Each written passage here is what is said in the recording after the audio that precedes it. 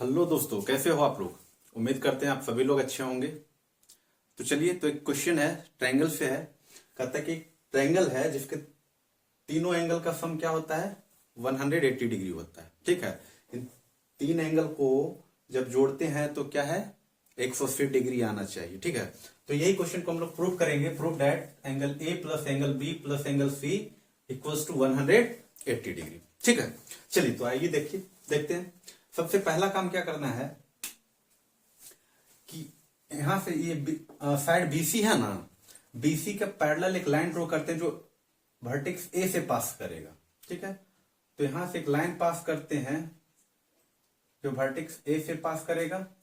इसको नाम दे देते हैं, ये एक्स और ये वाई है, एक्स वाई है। ठीक है, चलिए इसका एंगल जो है, इसको थोड़ा सा सहूलियत के लिए क्या करते हैं, इंडिकेट करते हैं। ये एंगल 1 हो गया, ये एंगल 2 हो गया, ये एंगल 3 हो गया, और ये जो बाहर एंगल बन रहा है इसको 4 और इधर वाले को एंगल 5 लिख देते हैं।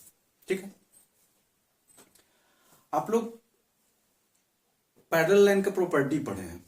पैरेलल लाइन का प्रॉपर्टी क्या कहता है कि अगर दो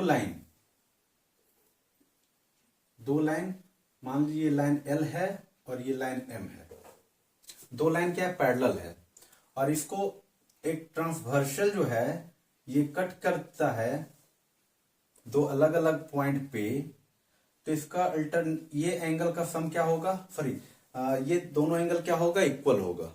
ठीक है, अल्टरनेट इंटीरियर एंगल कहते हैं, और ये एंगल इस एंगल के इक्वल होगा।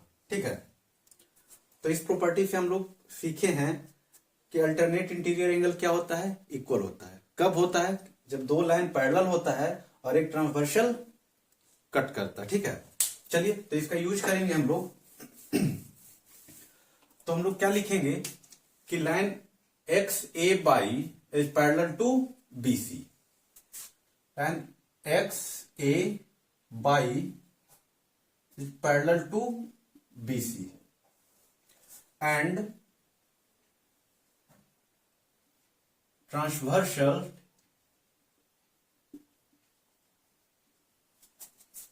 AC AB या BA कट देम।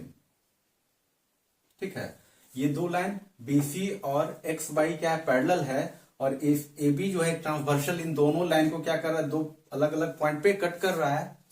तो हम लोग क्या जानते हैं, ये एंगल और ये एंगल क्या हो जाएगा, इक्वल हो जाएगा।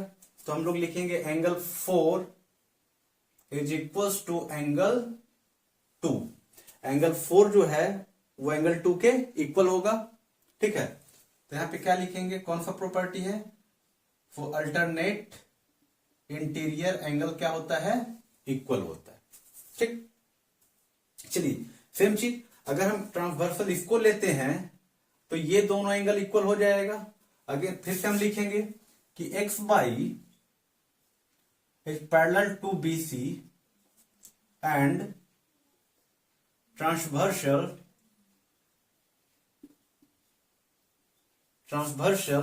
ए सी कट देम। ये जो ट्रांसवर्सल ए सी है इन दोनों पैरेलल लाइन को क्या कर रहा है, कट कर रहा है। तो एंगल 5 जो है एंगल 3 के क्या होगा, इक्वल होगा। ठीक है, so angle 5 is equals to angle 3। यहां लिख लेंगे alternate interior angle. Interior angle क्या होता है, इक्वल होता है।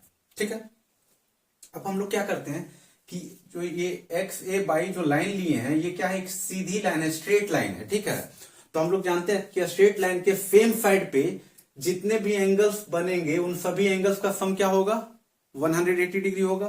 तो चलिए लिखते हैं X A Y is a